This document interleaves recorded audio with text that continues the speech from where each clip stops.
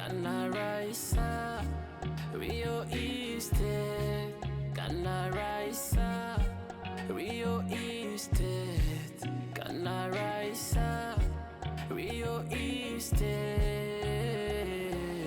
Ibibanza byiza, amazu meza, ni muri Raissa, Rio Estate. Ibibanza byiza, amazu meza, ni muri Raissa, Rio Estate. Nitwe tuguha ikibanza cyiza, ugatura neza ku giciro gito cyane. Niba ufite umutungo wifuza kugurisha, Ghana Raissa turagufasha.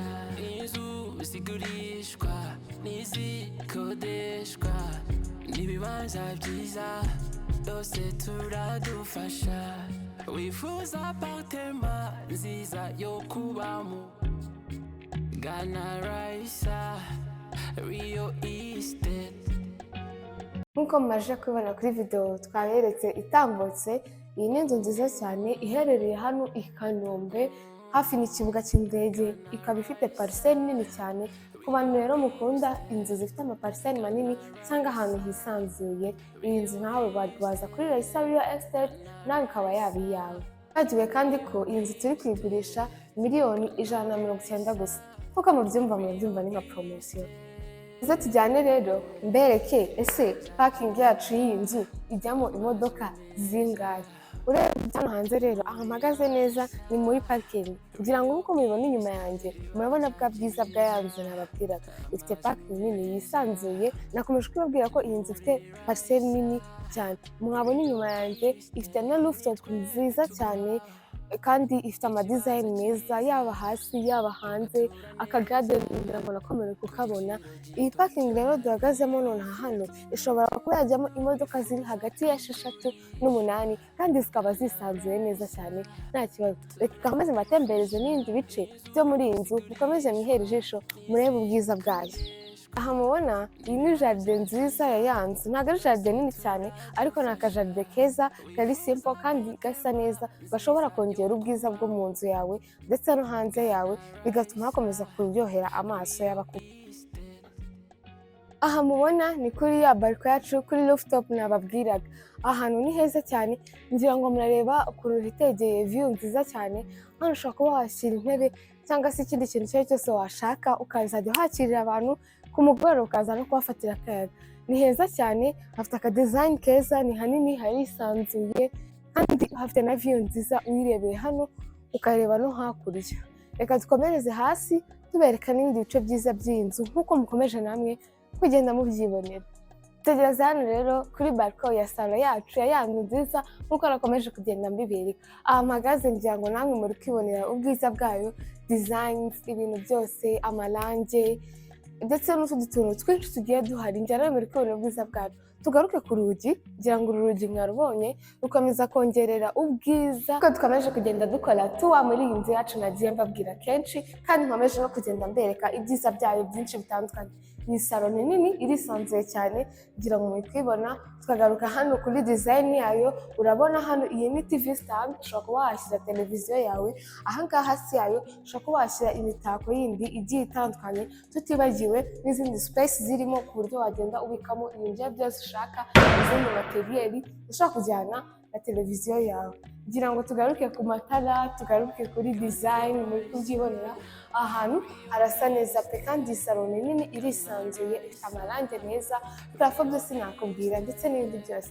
Reka dukomeze dutembera kuri salamanje. Hamagaze neza, iki ni igikuta gitandukanya salo yacu ndetse na salamanje. Urabona twigiye imbere gato, ntabwo byajya bigorana ko abashyitsi bawe cyangwa se na famiye yawe wajya uza gufatira amafunguro kuri salamanje iri ahangaha mpagaze neza, kuko ntabwo ari kure yaho mu by'ukuri. Aha hantu rero iyi salamanje yacu ni nini irisanzuye, ifite design nziza. Ahangaha naho ushobora kuba ubwogero bw'intoki, ushobora gukaraba intoki zawe mu gihe ugiye gufata amafunguro cyangwa se ugiye no kuyategura rimwe vano. Murabibona ngira ngo hano hantu ni heza harisanzuye, kandi washyira ikintu cyose waba ushaka, yaba amatable ukanahakirira abantu bawe. Hirya gato nk'uko muri kubibona, iki ni igikoni kinini cyiza kandi cyisanzuye. Ngira ngo muri kubona yuko aha hantu ni hanini cyane pe, ushobora kuba wabikamo ibintu byawe byose ushaka, nk'ugiye washopinze wakoze sitoke y'ukwezi, ngira ngo nawe urabona ko ari ahantu nyine hanini wabikamo ibintu byawe. Mpereye kuri aha ngaha mfunguye, ngira ngo namwe murimo murabyibonera. Hano iruhande rwanjye rero nk'uko murimo murabibona, aha ngaha naho ushobora gushyira kuka yawe ukajya uyitekeraho, hari umwanya munini, irisanzuye, kandi iki gikoni nacyo gifite naho wakogereza ibintu hisanzuye hasa neza, ndetse naho hagiye hafite n'amadizayini meza, ngira ngo muri kubyibonera utumaniyeri duhari. Hirya gato yaho, ahangaha ni ahantu ushobora gushyira firigo. Ibaze nanjye ahantu najya, ni ahantu ushobora gushyira firigo nini yisanzuye kandi nziza cyane. Turi kugaruka kuri dizayini ya kino gikoni, kugira ngo kubona ko ari cyiza. Tutibagiwe kubabwira yuko ntabwo byakugora kuba wategurira amafunguro yawe hariya, warangiza ukayajyana kuri table à manger bitarinze bikugora utagiye kure. Reka dukomeze rero dutemberana ibindi bice by'iyi nzu. N'icyumba cya mbere reka tukinjiremo turebe. Nk'uko tukikinjiramo turabona hano iyi dushe na toilette, ni byiza cyane, ni nini, shower na toilette kandi birisanzuye. Hano turi muri cya cyumba nababwiraga. Tugaruke kuri view yo hanze ndetse n'ubwisanzure bw'icyumba cyacu, nk'uko murimo muragenda mubyibonera kandi mubyirebera. Twagiye dukomeza no mu bindi byumba. Korodoro nk'uko muyibona hano itandukanya master bedroom n'ibindi byumba bibiri bifite dushe na toilette nazo ebyiri. Twagiye dukomeze tugende.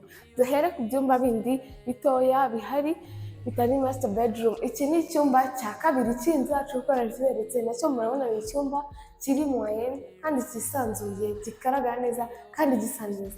Dukomereze ku kindi cyumba cyacu cya kabiri nk'uko muri kugenda mubibona. Iki ni ikindi cyumba cyacu cya gatatu kiri muri ya korodoro nababwiraga, ndetse kinagize n'iyi nzu. Muri kwihera ubwiza amaso mureba neza. Dukomereje hano gatoya, iyi ni dushe na toilette, bya byumba bibiri bishobora kuba byakoresha cyangwa se abashyitsi bawe bashobora gukoresha igihe bashaka gukoresha toilette cyangwa se dushe. Hirya gatoya, aha ni akayetajeri ushobora kubikamo inkweto cyangwa se ikindi kintu cyose wakwifuza mu gihe abashyitsi bawe baje bagashaka kudeplasa inkweto zabo. Dukomereze hano muri master bedroom y'icyumba cyacu. Gusa tutarayinjiramo, reka mbanze mbereke dushe na toilette yawe kuko niwo mwihariko wayo dufite hano muri master bedroom. Ngira ngo dushe na toilette muri kubibona, ni dushe nini nziza y'insirimu kandi yisanzuye. Design yose ndukomeze kuyigarukaho, ngira ngo namwe ni ibintu muri kubona mukihera ijisho. Dukomeje imbere gatoya, nyamukenda mubona inzugi iki byose. Aha mpagaze neza noneho rero, ni muri agakorodoro gatoya karimo garde-robe ya master bedroom yacu. Ngira ngo murabibona ko iyi garde-robe ni nini, ushobora gushyiramo imyenda yawe ndetse ugashyiramo n'ibintu byawe byose kandi irisanzuye, ntabwo byajya bibyigana uko byaba bingana kose. Dukomeje imbere gatoya, iyi ni master bedroom, ngira ngo murabona ko ari nziza cyane. Hanze ifite baliko yayo, umuntu ashobora guteraho udutebe akicara akaba yota akazuba, cyangwa se akaba afite akayaga akaba yanahaganirira cyangwa akahakorera n'akazi. Iyi master bedroom yacu ni nini cyane ndetse ifite design nziza, mpereye ku matara ndetse no kuri izi rimwe murabona iruhande rwanjye pe.